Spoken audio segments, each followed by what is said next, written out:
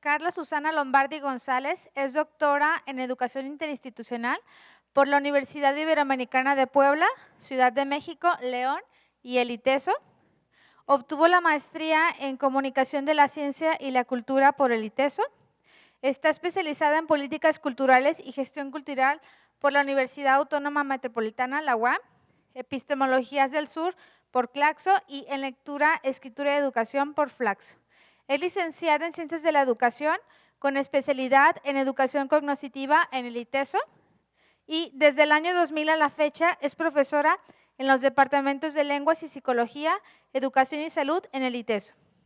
En esta misma institución participa en un equipo coordinador de investigación interdepartamental con el tema de literacidad académica y estudiantes universitarios indígenas y en el equipo de investigación Leer Mejor para Aprender Mejor. Ahora sí que los dejo con una maestraza, con Carla.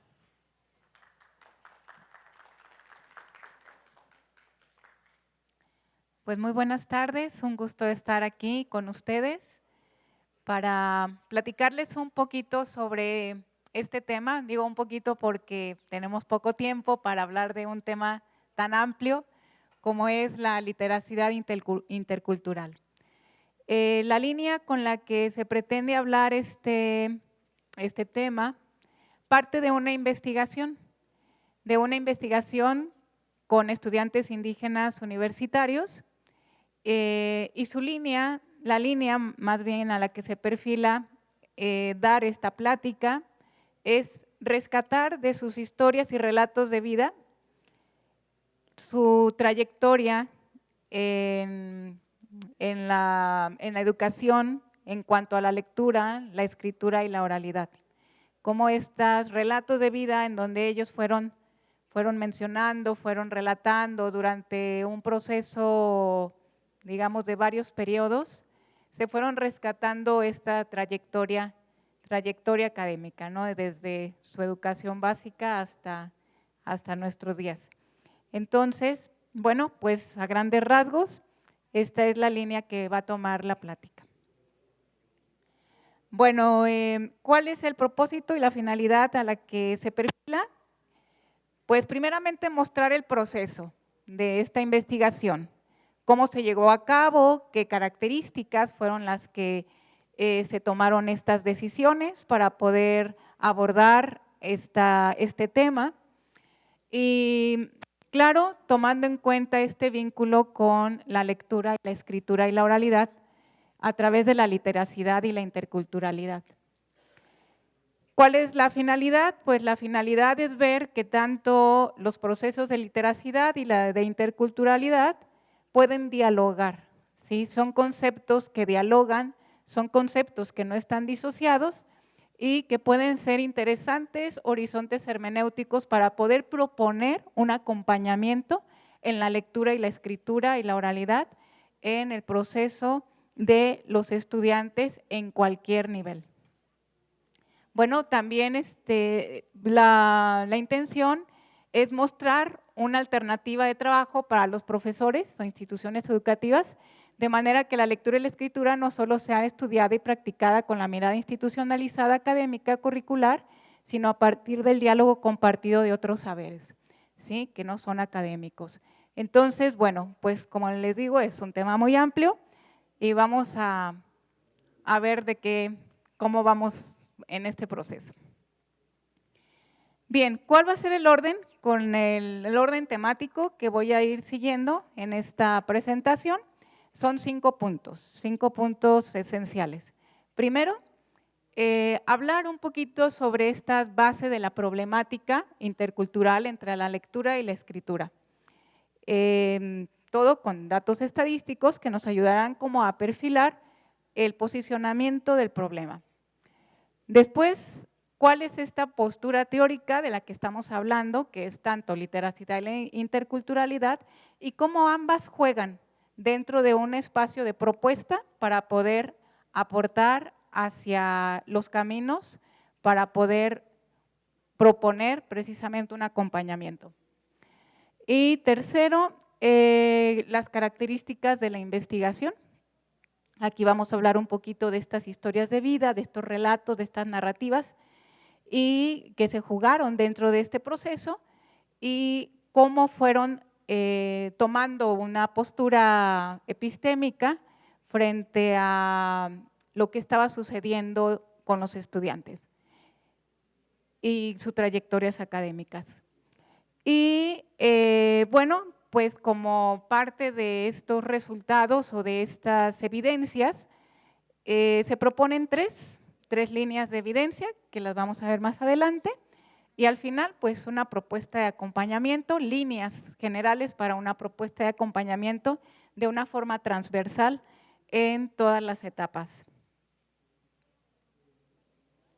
Bueno, vamos con el primero, las bases de la problemática intercultural en la trayectoria escolar de la lectura y escritura. Bueno, a lo mejor hay muchos datos aquí, ¿sí? Lo voy a decir de una manera muy general. Primeramente, saber que hay un reconocimiento explícito del valor de la lectura y la escritura. Sí, esto lo sabemos muy bien. Institucionalmente, sabemos que a través de la UNESCO se está impulsando también estrategias de este tipo de lectura y escritura, desde la interculturalidad también, abordando también la parte de la lengua. Sin embargo, estamos viendo que la tasa de analfabetismo ha disminuido en Hispanoamérica y en México los últimos 45 años, de 25.8 en 1970 a 5.5 en el 2015. Muy bien, bueno, pues todo esto parecen como estadísticas muy positivas. Sin embargo, vamos viendo que hablan los estudios longitudinales, es decir, estos estudios transversales en donde podemos hablar de qué pasa en la primaria, qué pasa en la secundaria y qué pasa en el bachiller, en la educación media superior, con esta que estamos hablando. Si hay un reconocimiento, hay una tasa de analfabetismo que ha disminuido, sin embargo, nosotros vemos en los estudios longitudinales que hay un problema, según las estadísticas. Los niños que tienen pobres habilidades lectoras al finalizar el primer grado de primaria, por tanto, tienen dificultades de lectura a lo largo de los años escolares. En la educación media, vemos que en México, estudiantes de tercero de secundaria, menos del 1% alcanzan niveles de competencia. El promedio de los puntajes por debajo de los estudiantes de todos los países de la OCDE. En la educación media superior, vemos que los 423 puntos, rendimiento está por debajo del promedio de 493 puntos de la OCDE, lo que significa que menos del 1% logró alcanzar niveles de competencia y excelencia. Bueno, pues sabemos que estos son medidas, estándares de instituciones institucionalizadas y que probablemente estas medidas invisibilizan muchas cosas que están en el proceso, ¿sí? Elementos socioculturales, características que también parten de la educación y de cómo se llevan estos procesos educativos. Sin embargo, pues las estadísticas nos llevan a entender que hay, de una forma general, al menos desde los números, hay algo que suena, ¿sí? ¿A qué suena? Bueno, no solamente hay estadísticas, sino también hay estudios en donde se han interactuado tanto con profesores como estudiantes. Los profesores, ¿qué dicen? Dicen que los niveles de comprensión lectora y sus producciones escritas presentan múltiples fallas. Esto es un dato muy común y un dato alarmante porque esto parte de los datos cualitativos de los profesores. Y también algo interesante, ¿cuáles son los impactos de la literacidad?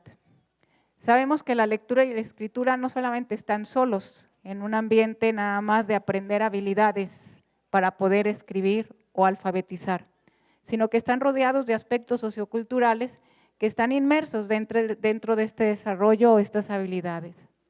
Entonces, estos impactos de estas estadísticas, de todo esto que acabamos de decir anteriormente, repercuten en cuestiones pedagógicas, psicológicas, de salud, económicas, en el funcionamiento de la vida democrática y en el ejercicio de la ciudadanía. Esto es interesante porque aquí empezamos a ver que la lectura y la escritura impactan también en otras literacidades, es decir, otras maneras de entender y de leer la situación o la participación social, la salud, la economía, etc. Bueno, esto es por un lado cuando hablamos de estudios transversales.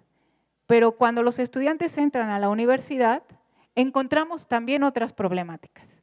¿Y cuáles son estas otras? Bueno, pues sabemos que cuando el estudiante entra, sobre todo a una universidad, porque también hay otro dato muy interesante, en donde se habla que los estudiantes indígenas están prefiriendo ahora las universidades convencionales más que las interculturales. Esto es muy interesante, ¿sí? Porque estas decisiones que toman los estudiantes tienen que ver también con aspectos socioculturales. Entonces, cuando hablamos de una educación convencional, que es de ahí donde se hizo la investigación, sabemos que el sistema educativo universitario, pues claro que tiene una tradición histórica colonial y eurocéntrica. Y esta tradición eurocéntrica muestra una postura de poder frente al conocimiento disciplinar, en contraste con sus habilidades y con su desarrollo de conocimiento o sus saberes alternativos que tienen en las comunidades.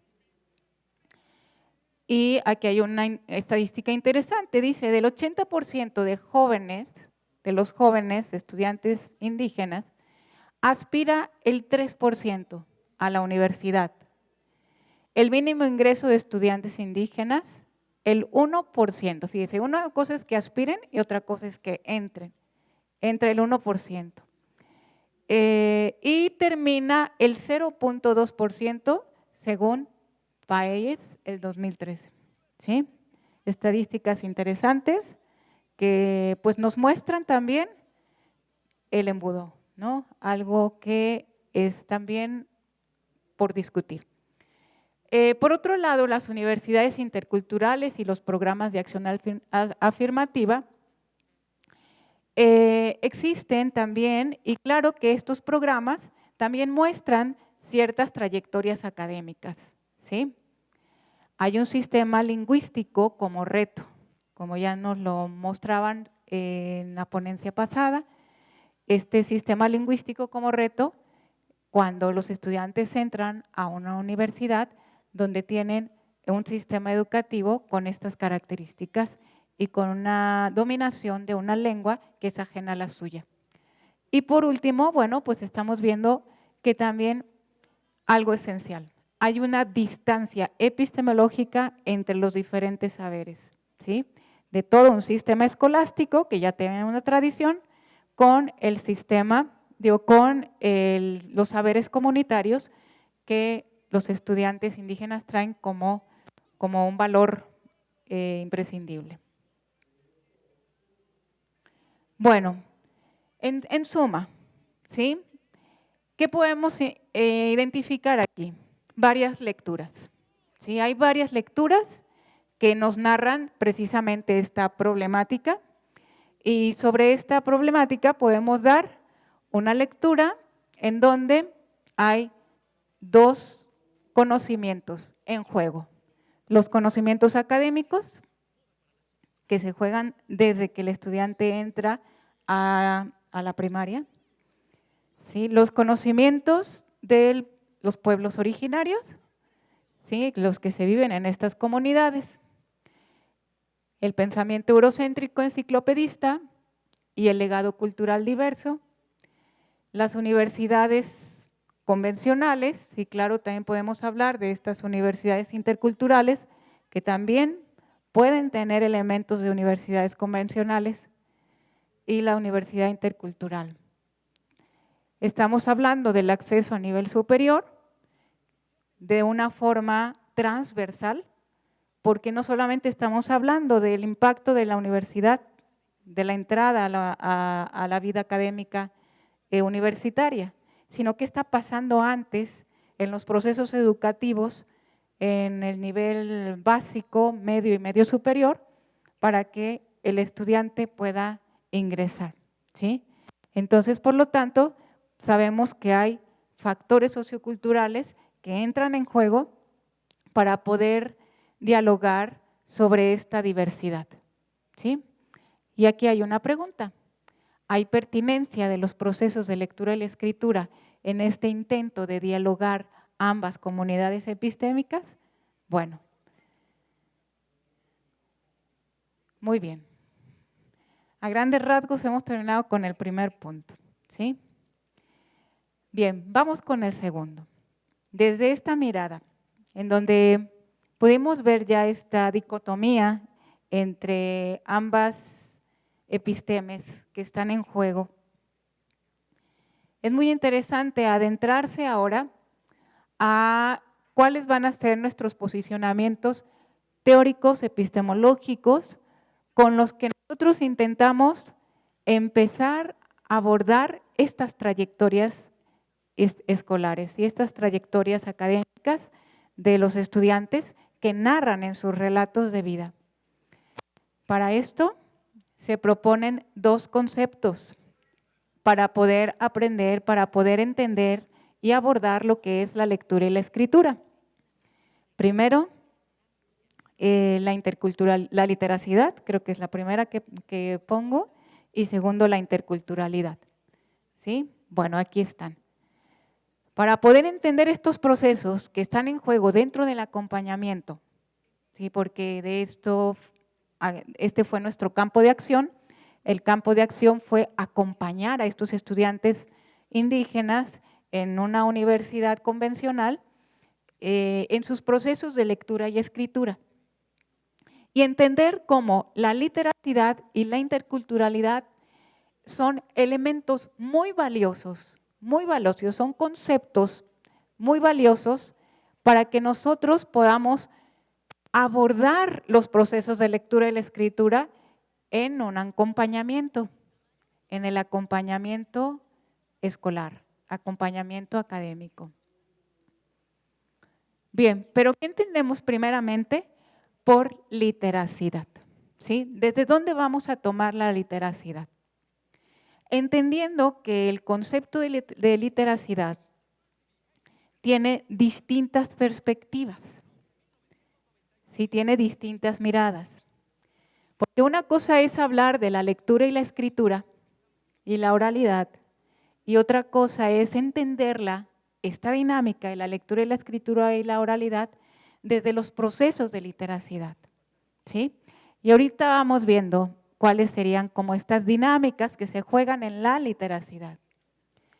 Primeramente, para poder abordar la lectura y la escritura desde la literacidad, vamos entendiendo que hay tres perspectivas interesantes que se ponen en juego cuando nosotros enseñamos a leer, a escribir y, claro, a expresarnos oralmente desde la perspectiva escolar o académica. ¿Cuál es la primera? Bueno, Patricia Ames, una antropóloga, precisamente hace esta clasificación. La primera perspectiva nos habla de la literacidad vista desde una perspectiva autónoma. Esta perspectiva autónoma es la habilidad cognitiva de la lectura y la escritura, es decir, la enseñanza de las técnicas, de la gramática, del conocimiento cognitivo universal y que se aprende para poder aprender a leer, ¿sí? Desde la construcción silábica, desde la parte gramatical, es decir, está, claro, ajena a los marcos culturales porque se habla específicamente de el aprender, el alfabetizar, ¿sí? Desde una manera autónoma. Sin embargo, hay otra característica, también otra perspectiva. La lectura y la escritura desde la funcionalidad, ¿sí? Funcionalidad. ¿Cómo verla desde aquí? La habilidad desarrollada relacionada a los distintos usos de la escritura, ¿sí? ¿Cuáles son estos usos que le podemos dar? El uso en un reporte, el uso en un ensayo, el uso para poder hablar. Primero hago una serie de ideas para hablar. Es decir, hay una función hay una función específica que ya está cobrando la articulación de elementos, de características de la lingüística que me va a servir para empezar a tener un primer contacto con lo social, ¿sí? Y para poder tener ya productos en donde puedo ya entrar en una dinámica un poco más exigente en los procesos cognitivos. Bien, pero hay una tercera, que es la perspectiva social. Y esta perspectiva social nace de los nuevos estudios de la literacidad y estos nuevos estudios de la literacidad consideran sus usos en contextos particulares de manera que implica una manera de usar la lectura y la escritura en el marco de un propósito social específico. Esto es muy interesante. ¿Por qué? Porque nos acerca a mirar ahora la lectura y la escritura no solo desde los marcos de los usos, la funcionalidad o de alfabetizar, sino ahora de comprender que dentro del proceso de la lectura hay distintas lecturas que están alrededor de ella. En el proceso de ir aprendiendo la lectura y la escritura participan los procesos socioculturales, económicos, políticos, mis historias de vida. Es decir, estamos rodeados de elementos que están inmersos dentro de los procesos de literacidad social para aprender a leer y a escribir. Y es aquí donde muchas veces, o si no digo que la mayoría, invisibilizamos esta postura. Nos centramos más en que el chico se alfabetice o que aprenda ciertos formatos para poder leer y para poder escribir, formatos académicos, pero invisibilizamos la parte sociocultural en la que está presente tanto una frase y todo lo que rodea esta frase, que a simple vista no se ve, pero está presente ahí, está implícito. Es por esto que, bueno, pues es ahí donde vamos a entender que la literacidad tiene ciertas prácticas interesantes, sociales, que deben de ser entendidas desde las asociaciones con la vida, ¿sí? Con la vida cotidiana. Ahí está inmersa la literacidad, en el uso, en las formas, en cómo interactuamos con la palabra, cómo interactuamos también con la parte de la expresión oral, de qué manera la palabra está implícita dentro de nuestra vida y de nuestros procesos culturales, ¿sí? Bien, situada históricamente, cumplen propósitos específicos, cambian por los distintos procesos culturales y las nuevas formas que se adquieren a partir de procesos de aprendizaje informal, porque esto también es importante, que pasa con la parte de la educación informal, en donde está implícita la lectura y la escritura, y en la cual se le atribuyen diversos significados. Muy bien. Esto es en cuanto a la literacidad, ¿sí? Empezamos a ver que dentro de la lectura y la escritura va más allá de una práctica de alfabetización, sino que ahora empezamos a ver que hay una práctica social, de vida, cultural, hay distintas lecturas que se leen a partir de lo que está escrito. Bien, pero también vamos viendo qué interviene la interculturalidad. ¿Por qué la interculturalidad? Para poder dar esta propuesta hacia el acompañamiento. Bueno, vamos a tomar la propuesta de la interculturalidad de Gunther Dietz, ¿sí? Este antropólogo, en donde nos habla también de 3 dimensiones de la interculturalidad que están presentes también en la lectura y la escritura, pero sobre todo hablando de 3 dimensiones. Primera, intercultural, centrada en visibilizar prácticas culturales diversas. Segunda, interactoral, en donde supone la valoración de los canales de negociación mutua y mutua transferencia de los saberes entre distintos actores. ¿Sí? Yo no puedo entender únicamente la lectura y la escritura en donde únicamente es el estudiante y la palabra, sino que debe de haber una negociación con otros actores. ¿Y qué tanto los profesores negociamos este proceso de interactoral? dentro de la parte de la interculturalidad, ¿sí? Y la tercera dimensión es una dimensión interlingüe, ¿sí? Que posibilita la articulación, traducción entre horizontes lingüísticos y culturales diversos. Esto es riquísimo y esto más adelante se los voy a mostrar, cómo los mismos estudiantes también en el conocimiento de la propia lengua y de la lengua, en el conocimiento de la lengua española, van conociendo también procesos metalingüísticos de su propia lengua. Se van dando cuenta cuántas cantidad de letras y de palabras hay en su propia lengua, qué hay de límites o de aperturas en su lengua o en la otra lengua. En fin, es interesante cuando entran en contacto con las otras lenguas y empiezan a hacer estos diálogos interlingüísticos, metalingüísticos, analizando su propia lengua. Muy bien, pero esto es parte de la interculturalidad. Tenemos que enfrentarnos en un mundo global a otras culturas, a otros actores, a otros posicionamientos lingüísticos para poder entendernos y para poder entenderlos a los otros. ¿Sí? Bien. Pero hay un tercer concepto, ¿sí? Y este tercer concepto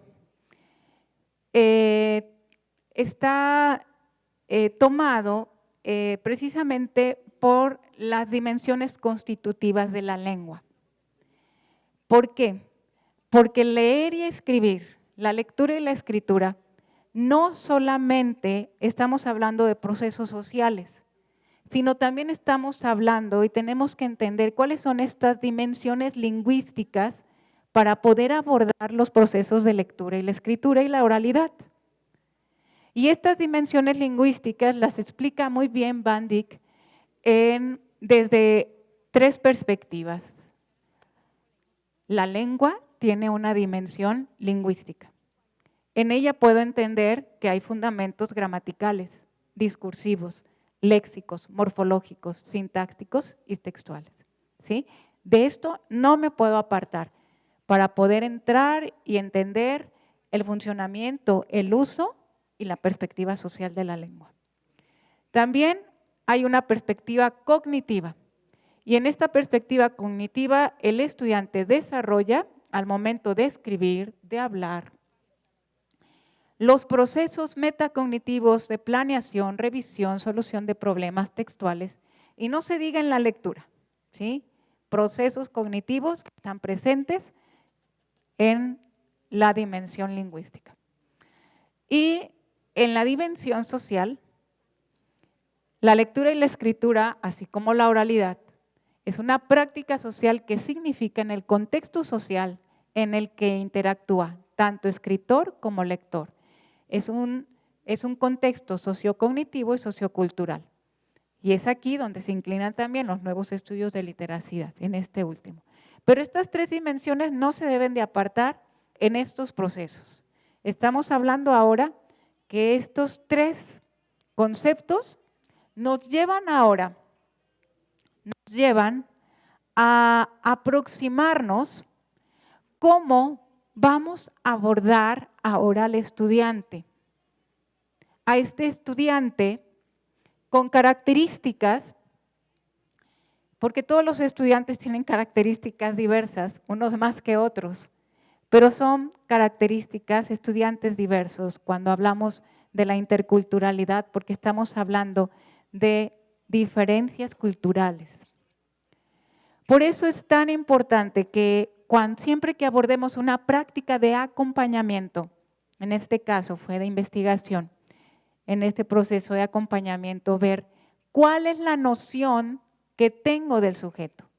¿Cuál es la noción? Entendiendo quién creo que es mi estudiante para poder entender y abordar estos procesos de lectura y la escritura.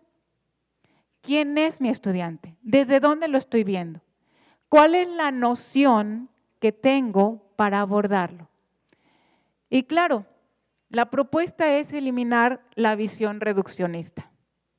¿Cuál es esta visión reduccionista? Pues la sabemos muy bien, está muy presente, ¿sí? Y está presente hasta en nuestros planes. Y hay que estar muy atentos. Les puedo dar un ejemplo, ¿sí? En una universidad me enteré que a los estudiantes indígenas los ponían a hacer exámenes cognitivos para poder evaluar cómo estaban ellos en sus procesos de aprendizaje. ¿Cómo los evaluaban? Con los mismos estándares de toda la población. Cuando ellos traen otras dimensiones de habilidades cognitivas, con otras lógicas epistémicas y que no se pueden evaluar con los mismos estándares con un estudiante homogéneo. ¿Sí? Entonces, pues claro que hubo ahí algunos atributos, algunos estigmas que se pusieron a estos estudiantes porque no habían salido con el promedio, con los números indicados. ¿Qué estamos hablando? Una visión reduccionista, ¿sí? Una visión reduccionista, por eso es importante ver quién es mi estudiante y construir un nuevo posicionamiento epistémico para poder conocerlo como un estudiante que está en un constante diálogo. ¿Por qué? Porque su misma cultura hace que vaya a otras culturas para poder entender, conocer, estudiar. No es un estudiante que está encerrado en su cultura, es un estudiante que dialoga con otras culturas. Es una identidad dialogante. Capacidad de apertura a descubrir nuevos mundos cognoscibles. ¿Por qué el estudiante indígena va a una universidad convencional? Porque ha recorrido toda esta trayectoria académica hasta poder llegar a una educación profesional. Bueno, porque tiene apertura a descubrir nuevos mundos cognoscibles. Y esto le da una apertura muy interesante para poder dialogarlos, no poder someterse a ellos, no va a someterse a ellos, va a dialogarlos. ¿Sí? Esto es el resultado de la investigación. Esto fue interesante, porque nosotros pensamos, no, es que la universidad va a someterlos. No, el estudiante desde un inicio empieza a dialogar con contextos.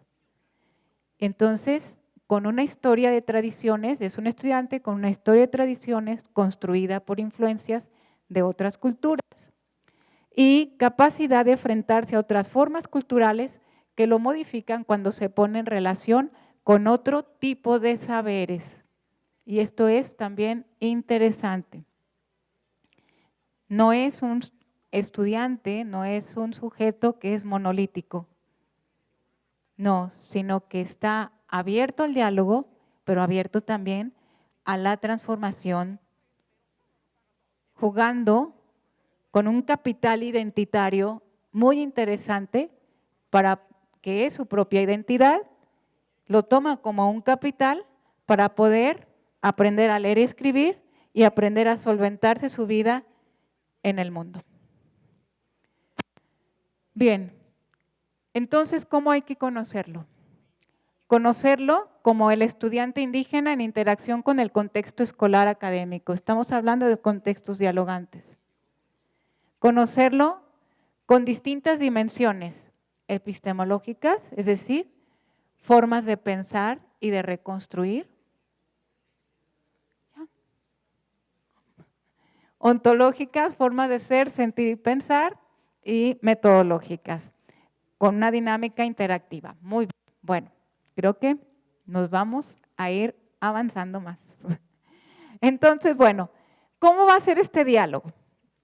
El diálogo va a ser de esta manera. Literacidad, aquí tenemos las diferentes dimensiones, las dimensiones de la lengua, y cómo estas, la dimensión intercultural, está fluctuando para poder entender la dimensión lingüística, la dimensión cognitiva, funcional y la dimensión social. ¿Sí? Es decir, la interculturalidad va a jugar con el diálogo Y esto es bien interesante en los procesos de acompañamiento. Bueno, vamos a saltarnos las características de la investigación porque me quedan ya 10 minutos. Entonces, vámonos rápido. Bueno, fueron estudiantes, fueron 3 periodos que se estudiaron, se hicieron historias de vida, estudiantes de distintas culturas, wixárika, chol, cora y mixtecos. Y bueno, vamos hablando un poquito de los relatos. Durante este proceso de 3 semestres, bueno, casi fueron 2 años de acompañamiento, se hicieron recopilación de todo lo que pasaba en el acompañamiento, porque el acompañamiento no era únicamente hablar y órale, aquí están las cosas, no, sino que el facilitador se invisibiliza para que el mismo estudiante tenga la capacidad de expresar, porque la parte oral es muy importante e interesante en el acompañamiento.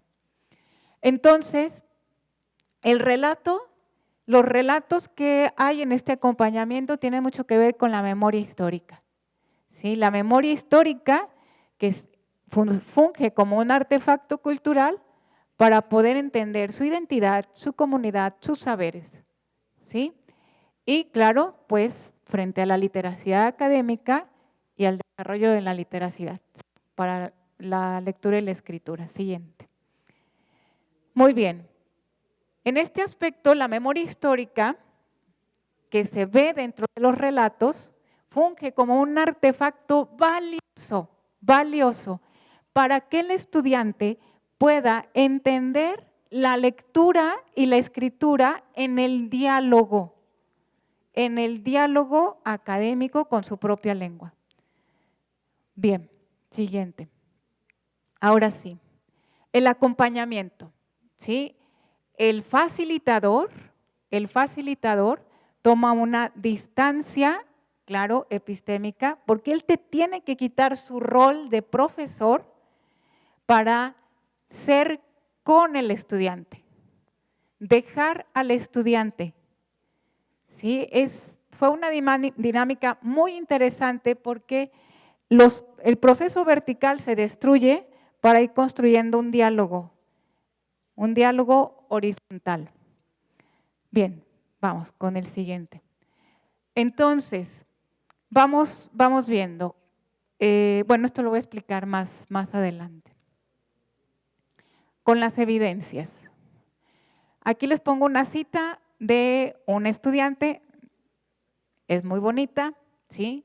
Aquí él dice cómo todo el contexto sociocultural que hay en su proceso, desde que él estudia, él pues de familia migrante, en Palenque, migran a Palenque, de su comunidad a Palenque, y bueno, dice, mis papás no tenían recursos, por eso tuvieron que sacarme de la escuela, fui directo a la primaria, pero sí estuve un año, creo, sí, me acuerdo, poquito estuve ahí, ¿verdad? El estudiante vive una situación muy particular, porque él recorre la primaria, la secundaria y la preparatoria en una forma abierta. Él se sale, tiene un encuentro con los migrantes, entra a trabajar con los migrantes en una asociación, luego se va a la prepa y en fin, está en ese diálogo con el contexto, con su comunidad y con la escuela. Siguiente. Este es otro caso que también es súper interesante, ver cómo esta partecita, esta pequeña cita, da a entender cómo este chico quiere aprender español, pero cómo a partir de entender el español, él se confronta con su propia lengua para poder entender cómo es su lengua, a la que ama muchísimo. Sin embargo, él reconoce que el proceso que ha llevado desde la primaria hasta la preparatoria no le ha dado los diferentes recursos de funcionalidad lingüística para poder afrontar una situación académica en la universidad.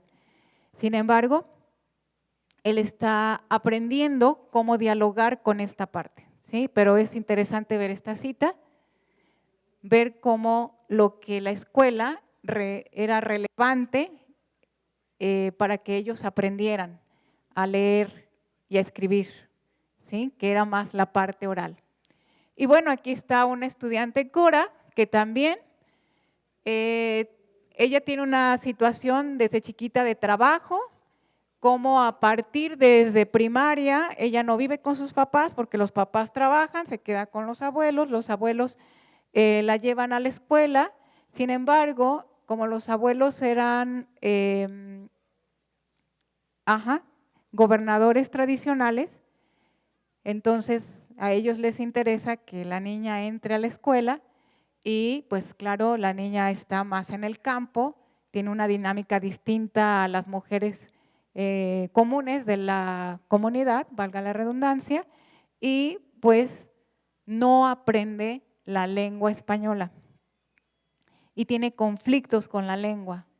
Entonces dice, y tampoco supe leer y escribir, me reprobaban, me sacaban de ahí, yo nada más quería trabajar. Y bueno, hasta que en su escuela no empezó a ver como procesos con los mestizos y ella empezó a forzarse para aprender la lengua española, ¿sí? Claro, hay una violencia simbólica tremenda aquí con su propia lengua. Bueno, entonces, si quieres la siguiente. Bueno, estas dos láminas que se presentaron, es nada más como dar parte de un poco de los resultados, si quieres la anterior, perdón. Sí, de saber cómo a partir del acompañamiento de la lectura y la escritura, ellos, y dialogando con su memoria histórica y con los procesos académicos, ellos fueron sacando sus propios saberes que eran propios, no académicos, pero sí saberes que son más culturales, más de su propio contexto, y estos saberes alternativos daban el sentido para poder entender y dialogar con lo académico. Se definían a sí mismos a partir de la lectura, ¿sí? Académica, alcanzaban una representación profesional, o sea, una visión, se comparaban y contrastaban distintas experiencias de mundos sociales. Bueno, esto es nada más de uno, pero hay muchos. Sí, es muy interesante estos diálogos. Pero también la parte de las dimensiones lingüísticas estaban presentes, porque en este diálogo con su memoria histórica, con entender, también ellos identificaban sintaxis, distinguían el uso de elementos para mejorar su proceso de aprendizaje. El profesor, los profesores que estaban externos al acompañamiento, como el narrar su experiencia, la concordancia de singulares, plurales, bueno, elementos que también iban en juego. Muy bien, vamos ahora, siguiente, porque ya, ahora sí ya. ¿Cuáles fueron los elementos que estuvieron presentes en todas las trayectorias? Primaria, secundaria, prepa y universidad. 3 elementos, tanto en estos agentes, ¿no?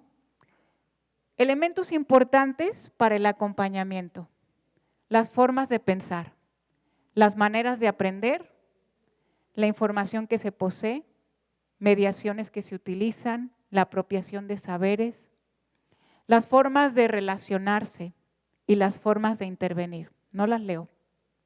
Siguiente. La última. Siguiente. Y ahí me quedo con el facilitador, ¿sí?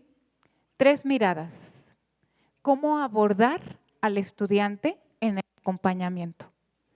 De la lectura y la escritura, de una forma transversal, como una propuesta.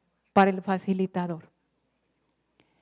Concebir al estudiante indígena y al asesor como personas diferenciadas. Interactuar fuera de el ser profesor para construir una relación horizontal. Interesarse por su realidad sociocultural. Un acercamiento metodológico. Saber leer distintos contextos, es decir, la literacidad. Pero esto por parte del facilitador. Saber escribir desde sus propios procesos. Esto es súper interesante cuando el estudiante empieza a escribir desde sus propios procesos, aprendiendo otros códigos y lengua, dialogando con los suyos. Saber dialogar con los contenidos sin discriminar los suyos. Y el posicionamiento o distanciamiento epistemológico, que es tan interesante para un acompañamiento, ver al estudiante fuera del discurso del déficit.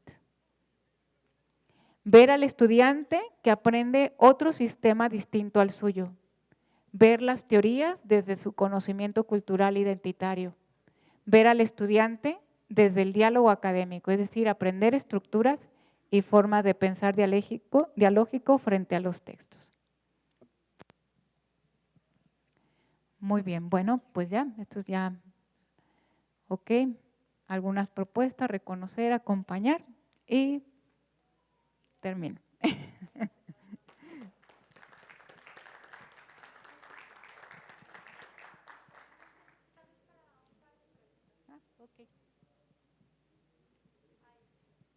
Hola, hola. ¿Ya está? ¿Ya? ¿Sí se oye? Ya.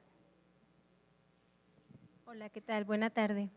Una pregunta es, una estrategia para promover los procesos metalingüísticos?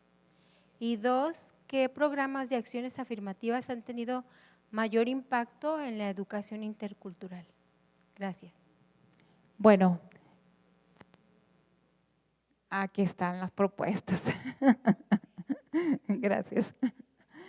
Bueno, sí, ciertamente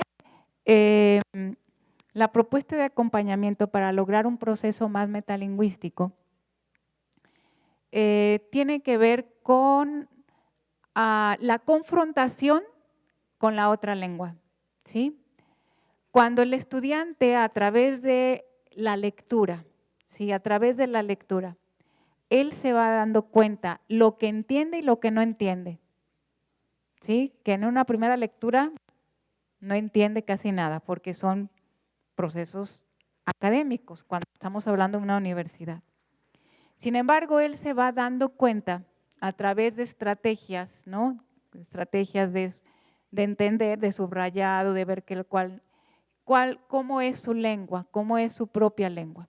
Entonces, el contraste, la comparación, el contraste con su propia lengua, ¿qué le hace conocer?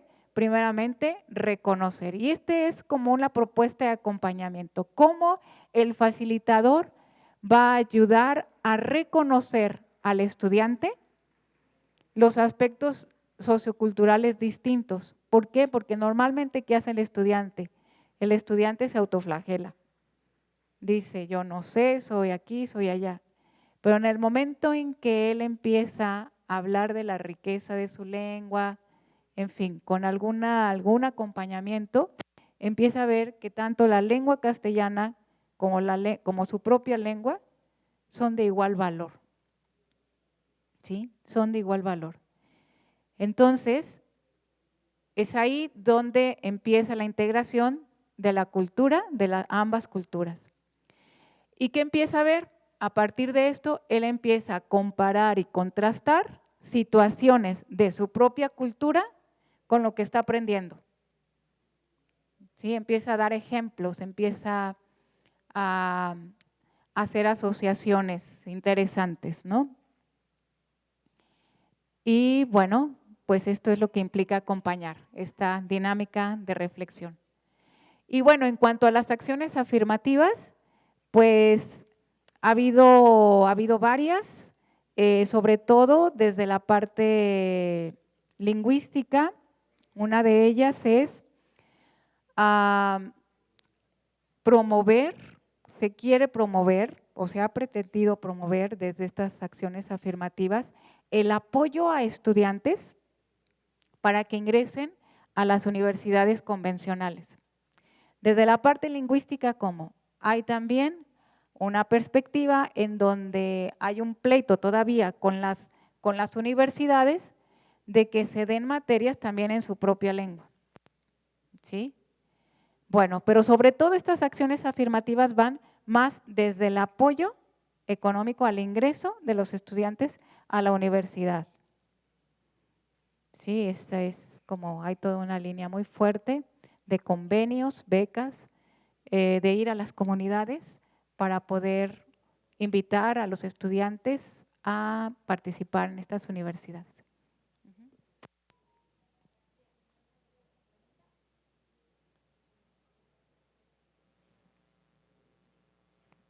Buenas tardes. Muchas gracias por su ponencia. Mi pregunta es, ¿qué tanto el académico universitario o el profesor de universidad puede escapar a este eurocentrismo del que ha formado parte en su formación académica? La pregunta es porque, bueno, yo egresé de la licenciatura en Educación Indígena, donde tuve oportunidad de convivir con compañeros y colegas, amigos indígenas de todos los estados de México, y lo que yo veía en la actitud de los académicos y profesores era sí un acompañamiento, pero como muy condescendiente, ¿no? Es decir, aunque se le nombraba sujeto de investigación, lo que yo notaba es que se seguía observando al sujeto como objeto. Número dos, los académicos y los profesores generalmente hacían que el estudiante indígena realizara su chamba, es decir, los ponían a investigar sobre su línea, sobre su tema o investigar estructuras lingüísticas, etcétera, ¿no? Pero yo lo sigo viendo esa cuestión del acompañamiento como una cuestión como heredada del eurocentrismo, ¿verdad? Eso por un lado. Por otro lado, ¿cómo superar la idea de que el estudiante indígena tiene las mismas características? Porque en mi experiencia al convivir con sujetos y compañeros y colegas, repito, noté que unos estaban muy orgullosos, muy arraigados y tenían una actitud incluso de insumisión y de resistencia ante el poder hegemónico del conocimiento. Otros querían ya quitarse esa etiqueta, ya querían, digamos, ser vistos como seres humanos, simplemente, por toda la cuestión de violencia que sufrieron en la escuela, el desplazamiento cultural o el desplazamiento que sufrieron de su lengua, ¿no? Y lo que yo veo es que eso, justamente, que algunos abrazan su identidad y están dispuestos a reivindicarla, y hay otros que no quieren saber absolutamente nada más de eso, ¿no? Que quieren integrarse digamos, a la cultura nacional, ¿sí? Y un tercer punto que me parece muy interesante es la dimensión identitaria, ¿no? Que tiene que ver con esto que acabo de mencionar, que incluso dentro de las comunidades indígenas hay una diversidad en la manera en que los sujetos se construyen a sí mismos, ¿no? Entonces, yo pienso que aquí, a esta idea del acompañamiento, que sí, o sea, escucha a los estudiantes indígenas, le hace falta dar un paso para darle la autoría, ¿no? Porque sí se le escucha, pero se le niega que escriba en su lengua, se le niega que haga una disertación de sus tesis en su lengua, se le obliga a que domine un lenguaje académico, y finalmente eso es una violencia que impacta negativamente en la construcción identitaria, ¿no? Sí, bueno, preguntas complejas en contexto, porque para poder, creo que la primera fue cómo escapar, ¿verdad?, del eurocentrismo.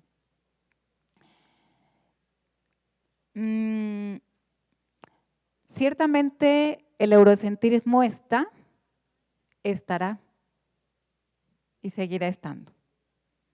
Eso es una realidad, ¿sí? Por eso las epistemologías del sur, que hacen reivindicar la construcción epistémica, teórica, etcétera, para poder entrar a esta postura académica que tanto ha dominado a lo largo de la historia de la academia. Sin embargo, desde mi perspectiva, y desde mi perspectiva como en esta investigación, siento que no se trata de escapar del eurocentrismo, sino se trata de dialogar con él. ¿Que el eurocentrismo no está capacitado para dialogar con lo alternativo? Definitivamente, ¿sí? Definitivamente. Sin embargo, las posturas horizontales que están reivindicándose actualmente están tomando mucha fuerza, sobre todo desde el sur, ¿sí? El sur está apareciendo y se está ahí reivindicando esta postura diversa que está deconstruyendo varias posturas epistémicas rígidas del eurocentrismo. ¿Cómo hacerlo dentro de la universidad? Yo creo que ahí es la parte fuerte, ¿no? ¿Cómo hacerlo dentro de la universidad? Visibilizando a los que están invisibilizados. ¿Cómo? ¿De qué manera? En los espacios de la universidad, normalmente, lo dominante es que la lengua española o la lengua castellana sea la que pues haya ponencias, conferencias, etcétera. ¿Qué es lo que está viendo en unas universidades? En unas universidades, para sentirnos excluidos nosotros, o sea, en este sentido de saber qué siente el otro, empiezan en una, digamos, semana de la lengua, ¿no? Vamos a suponer, hay pláticas y conferencias académicas en otra lengua. ¿Qué pasa? Aquellos que queremos entrar, pues necesitamos un traductor y ahora somos nosotros los excluidos, ¿sí? Entonces, en la medida en que se visibilice la otra lengua dentro de los procesos académicos, dentro de las investigaciones y que claro, que la universidad tenga estos fronteritas porosas para poder dar oportunidades a estas otras lenguas, creo que empezaremos a dialogar y a sentirnos como los otros y ahora nosotros somos los otros, ¿sí? Pero ¿cómo? Claro, estos son procesos políticos muy lentos, porque la universidad, para que empiece a dialogar con lo alternativo, primero tiene que dialogar con sus posturas ante lo diverso, ¿sí? Antes de empezar a dialogar con otra lengua, primero con lo suyo. Creo que la segunda fue la del acompañamiento. El acompañamiento, un acompañamiento tutorial, normalmente tiene esta postura. Yo soy el tutor, yo te acompaño, tú que no sabes. Desde esta postura, desde esta propuesta, la propuesta es que el profesor o que el tutor no sea ni tutor ni profesor, solo facilitador. ¿Por qué? Es muy interesante cómo se llevó a cabo estos semestres de acompañamiento, porque también fue una doble reflexión epistemológica. En el momento en que el profesor empieza a hacer la función de tutor, pero se empieza a enfrentar con una episteme totalmente distinta, en donde lo que él traía no le funcionaba, empezó a deconstruir su propia postura. ¿Y qué pasa con este investigador profesor? Empezó a bajar las manos y empezó a reconstruir su postura desde la horizontalidad. ¿Cómo? Dejándolo hablar.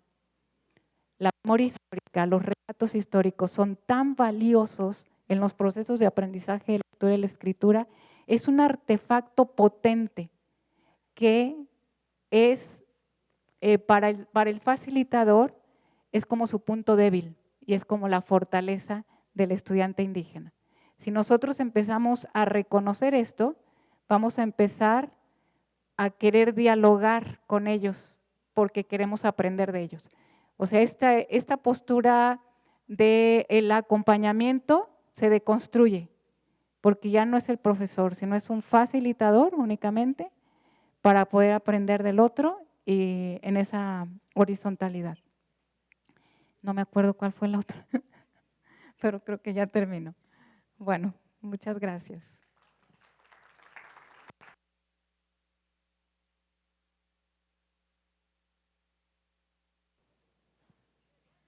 Ay, pues ahora sí que siempre nos quedamos picados en cada conferencia y yo sé que quisieran como saber un poquito más, pero miren, como ya dijimos, para la otra ya nos queda de experiencia y así movemos tiempos y les damos más chance, ¿no? Bien, pues Carla, un reconocimiento, muchas gracias por tu asistencia. Sabemos que estos temas te encantan y pues ya saben, Carla Lombardi es un referente en temas de literacidad intercultural.